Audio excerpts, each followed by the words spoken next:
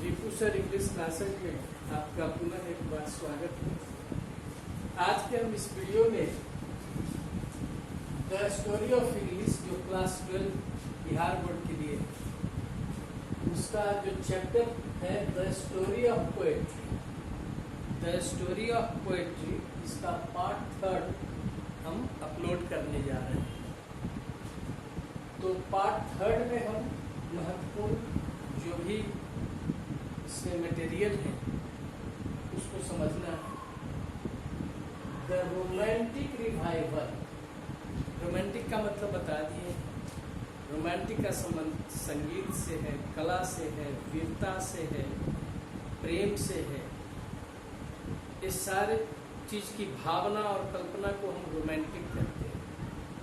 तो जो romantic revival in English poetry, revival का मतलब पुनर्जन्म। जो रोमांटिक रिवाइवल जो है इन इंग्लिश पोएट्री में इज ऑफन एसोसिएटेड, वो प्रायः जो है जुड़ा हुआ है। एसोसिएटेड है मतलब जुड़ा हुआ है। इसके साथ with the works of William Wordsworth and Samuel Taylor Coleridge, दो लोगों से जुड़ा हुआ है। रोमांटिक रिवाइवल जो है इंग्लिश पोएट्री में प्रायः जुड़ा हुआ है दो व्यक्तियों के कार्य से। वो कौन कौन है? William Wordsworth and Samuel Taylor Coleridge. Samuel Taylor Coleridge इनसे जुड़ा हुआ है। अर्थात जब भी रोमांटिक रिवाइवल का हम बात करेंगे इंग्लिश पोएट्री में तो इन दोनों का नाम प्रमुखता से आएगा। वो है विलियम वर्ड्सवर्थ और सैमुअल टेलर कॉलरिज। अगला पॉइंट देखेंगे द प्रील्यूड।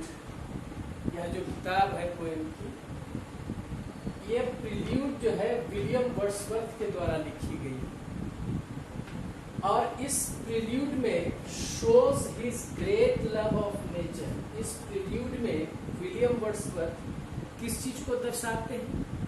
वो दर्शाते हैं लव ऑफ नेचर, प्रकृति का जो प्रेम है उससे, और ए स्पिरिचुअल प्रेजेंस। और स्पिरिचुअल मतलब आध्यात्मिक, जो सूक्ष्म बातों को वह गौर दे करके जो समझता है कि इस ब्रह्मांड में जो मानव है तो इस ब्रह्मांड को चलाने वाला तो कोई है, कोई ईश्वरीय शक्ति है जो अदृश्य है। तो ऐसे सोच को हम स्पिरिचुअल कहते हैं। तो स्पिरिचुअल प्रेजेंस मतलब स्पिरिचुअल की उपस्थिति यहाँ पर दर्शाने का प्रयास करते हैं। प्रील्यूड में विलियम वर्ड्सवर्थ किस चीज को दर्शाते हैं? लव ऑफ नेचर, प्रकृति का जो प्रेम है प्रकृति के प्रति, और आध्यात्मिक जो उपस्थिति है उसको दर्शाने का प्रयास करते हैं विलियम वर्ड्सवर्थ अपने प्रील्यूड में। ठीक है। E.B. Shelley's work in poems are. अब E.B. शैलीज का जो वर्क है पोएम में, वो कौन कौन से पोएम है इनको देखेंगे। तो E.B. शैलीज के वर्क है पोएम में Adonais, the skylark, the cloud, ode to the west wind, revolt of Islam और क्वीन मैप। एक प्रमुख पोएम है E.B. शैलीज के। कौन कौन हो गए? Adonais, the skylark, the cloud और to the west wind, revolt of Islam और क्वीन मैप। एक प्रमुख उनकी पोएम्स। इनके E.B. शैलीज। इस पॉइंट में ये बात बता। अगला पॉइंट है कि the eve of Saint Agnes किनके द्वारा लिखी गई है? पहले देखिए। The eve of Saint Agnes और Lamia have been written by John Keats. ये दोनों जो किताबें हैं, एक किताब जो है जॉन कीट्स के द्वारा लिखा गया है, the eve of Saint Agnes और लेनियम, यह जॉन कीट्स के द्वारा लिखी गई। The most striking quality of Keats poetry, तो ये जो पोएट्री जो है, इस पोएट्री के बारे में कहा जाता है कि बहुत शानदार क्वालिटी है कीट्स की पोएट्री। और वो पोएट्री क्या है? Is its appeal to the senses. ये सेंसेस का मतलब ज्ञानेंद्रियां। वह जो है ज्ञानेंद्रियों को, जो हमारा दिमाग है, नाक है, कान है, आंख है, जब उनके पोएम को पढ़ते हैं तो सारी सेंसेस जो है उसको टच करती है, अर्थात उनके पोएम में सेंसेशन है, जो सारी ज्ञानेंद्रियों पर उसका प्रभाव पड़ता है। तो आप सोच सकते हैं कि इनके पोएम लिखने का तरीका कैसा है, जो हमारे सेंसेस को, हमारे ज्ञानेंद्रियों को टच करती है, स्पर्श करती है। अगला पॉइंट है the leading poets of the 19th century were. अब याद रखिएगा कि 19th सेंचुरी के अग्रदूत पोएट, मतलब लीडिंग, प्रतिनिधि करने वाले, आगे बढ़ने वाले पोएट कौन कौन थे, जिनके पास पोएट्री का एक अपना जो है सोच था। तो 19वीं शताब्दी के लीडिंग पोएट्स, मतलब जो शानदार पोएट्स थे, कौन कौन से थे? Alfred Tennyson, Robert browning and Matthew Arnold. ये महान पोएट्स थे 19वीं सदी के। अब इसमें से देखिए मैथ्यू अर्नोल्ड के बारे में याद रखिएगा कि Matthew Arnold describes poetry. Matthew Arnold जो है पोएट्री को डिस्क्राइब करते हैं किस रूप में? वर्णन करते हैं किस रूप में? डिस्क्राइब करना मतलब वर्णन करना। As the criticism of life, जीवन की आलोचना। मतलब मनुष्य जो है उसके व्यवहार किस ढंग का है, वो उसका सोच कैसा है, यह सोच जो है किस तरह से अन्य लोगों के लिए बाधक बन जाती है। तो जीवन में जो भी गलत रास्ते पर चलते हैं तो उनको आलोचना झेलनी पड़ती है। तो ये जो है मैथ्यू अर्नोल्ड ये डिस्क्राइब करते हैं पोएट्री में क्रिटिसिज्म ऑफ लाइफ, मतलब जीवन की आलोचना को वे दर्शाने का प्रयास करते हैं। Sohrab and Rustam and the scholar Gypsy, इनके यादगार पोएम्स हैं, मेमोरेबल पोएम्स, मतलब एक यादगार पोएम है, भी याद रखेंगे। सोहराब एंड रुस्तम और द स्कॉलर जिप्सी, ये मैथ्यू अर्नोल्ड के द्वारा लिखी गई है पोएम जो है, यह मेमोरेबल है, जिसे हम याद करते हैं, वह एक यादगार इनका पोएम है। अगला पॉइंट है Dante Gabriel, Rossetti, William Morris, A C Swinburne, C G Rossetti are known as the pre-Raphaelites poet. Pre-Raphaelites poet कौन कौन है? वो है Dante Gabriel, Rossetti, William Morris, A C Swinburne, C G Rossetti. इन्हें जाना जाता है प्री रैफलिट पोएट्स के रूप में। तो प्री रैफलिट क्या है, इसको थोड़ा समझिए। Pre-Raphaelites owes its name to a school of painting. उस संस्था से, उस स्कूल से संबंध है जहां पर पेंटिंग होती है, पेंटिंग का संबंध। और जो रैफल जो थे, रैफल नाम है व्यक्ति का, raffle was an Italian painter. तो पेंटिंग से संबंध है उस संस्था का, उसको प्री-रैफलिट्स कहा गया। तो रैफल कौन थे? एक इटालियन पेंटर थे, जिनके वजह से इन्हें प्री-रैफलिट्स पोएट कहा जाता है। तो प्री-रैफलिट्स में क्या होता है? A school of painting, a school of painting का नाम है इसमें। और ये जो रैफल जो थे एक इटालियन पेंटर थे और इन्हीं के नाम पर प्री रैफलिट्स जो है सो बना।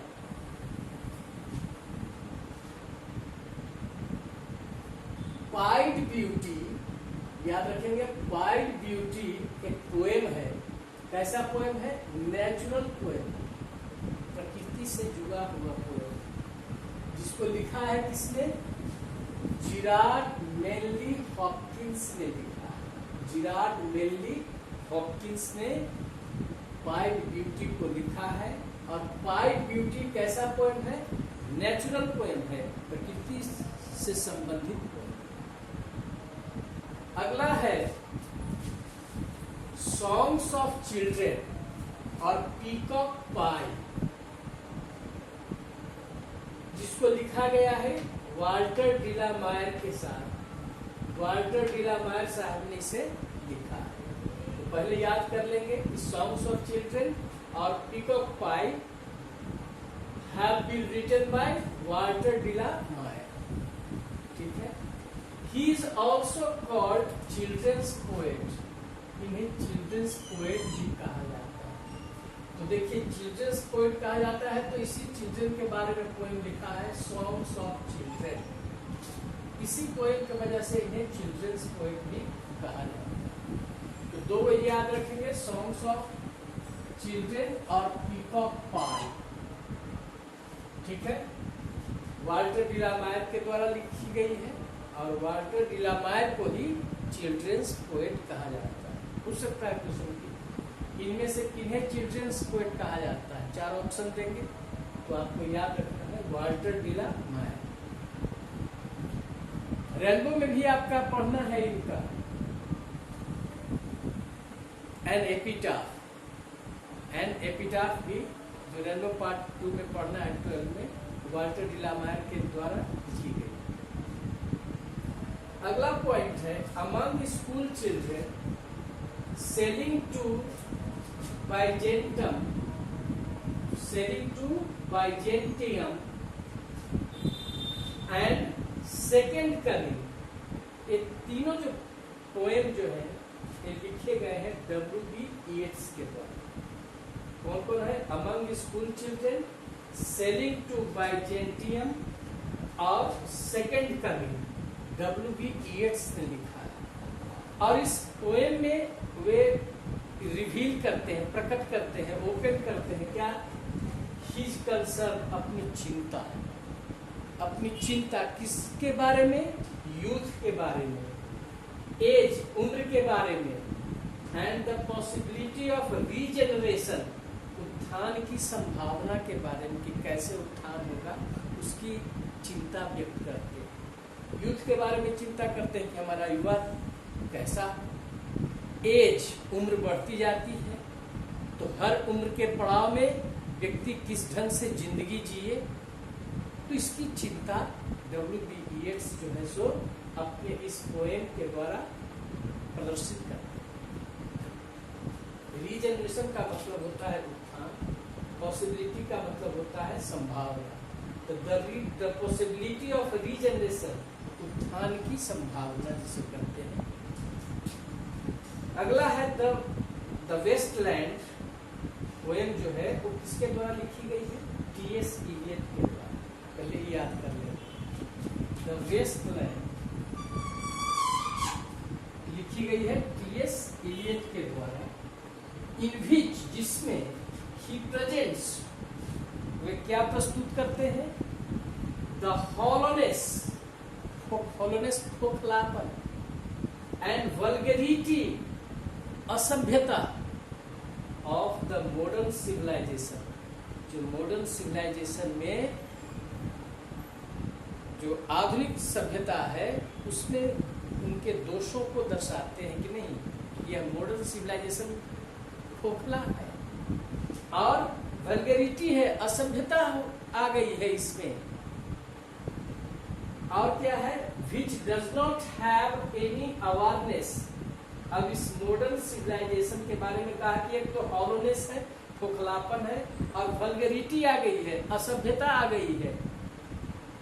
जिसमें कौन सा चीज व्यक्त नहीं होता है, तो अवेयरनेस, कोई जागरूकता नहीं कि हमें कैसे जीना है, हमारा कर्तव्य क्या है, कोई जागरूकता की झलक नहीं है, जागरूकता की कमी है।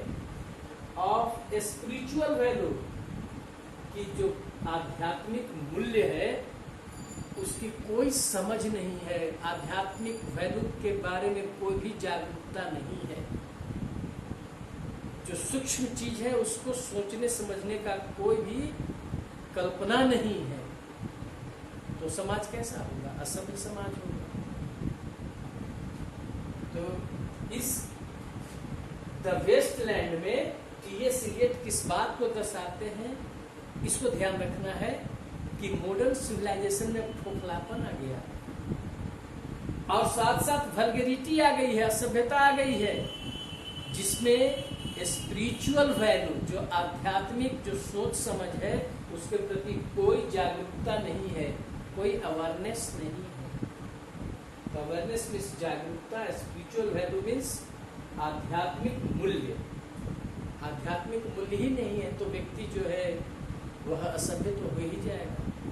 बड़ों के साथ कैसा व्यवहार करना चाहिए, छोटों के साथ कैसे व्यवहार करना चाहिए, घर परिवार समाज में कैसे व्यवहार करना चाहिए, हमारा देश के प्रति क्या कर्तव्य है, ये सारे चीज कहाँ से आते हैं? स्पिरिचुअल वैल्यू से। वो तो है ही नहीं तो समाज खोखला हो जाता है। जिसको मन है कोई न कानून को मानता है, नियम को मानता है, उदंड हो जाता है। तो द वेस्टलैंड में टी.एस. इलियट इसी बात पर जोर देते हैं। अगला पॉइंट है एश वेडनेसडे एंड 4 क्वार्टेट्स। ये जो दो पोएम जो है ये भी टी.एस. इलियट के द्वारा लिखी गई। कौन कौन? एश वेडनेसडे, वेडनेसडे नहीं पढ़ेंगे, वेडनेसडे नहीं पढ़ा जाता है, सही उच्चारण Wednesday. Ash Wednesday and 4 quartets by T S. Eliot portrays. इस पोएम में किस चीज का चित्रण करते हैं? पोर्ट्रे मतलब चित्रण करना, प्रकाश डालना। द डिसअपॉइंटमेंट, चित्रण करते हैं निराशा। क्योंकि आदमी असभ्य हो जाता है तो समाज में अच्छे लोग निराशा के भंवर में डूब जाते हैं। तो इसलिए उन्होंने किस चीज का चित्रण किया है? डिसअपॉइंटमेंट, एगोनी, दर्द। जब समाज मेरा असभ्य है तो अच्छे व्यक्ति जो होते हैं उन्हें निराशा महसूस होती है, एगोनी, दर्द होता है दिल में। And A search for a value, और वो तलाशते हैं वैल्यू को। मोरल वैल्यू क्या है, स्पिरिचुअल वैल्यू क्या है, उसकी तलाश करते हैं। किस पोएम के माध्यम से? एश वेडनेसडे और 4 क्वार्टेट्स। अर्थात टी.एस. इलियट जो है वे सामाजिक ढांचा को समझते हैं और कहाँ पर गलती हो रही है, वह हमारा ढांचा किस प्रकार से तितर बितर हो रहा है, हमारा समाज खोखला हो रहा है, क्योंकि वहाँ पर मोरलिटी है ही नहीं, नैतिकता नहीं है। अनैतिकता हावी है तो निश्चित रूप से वह समाज खोखला हो जाता है।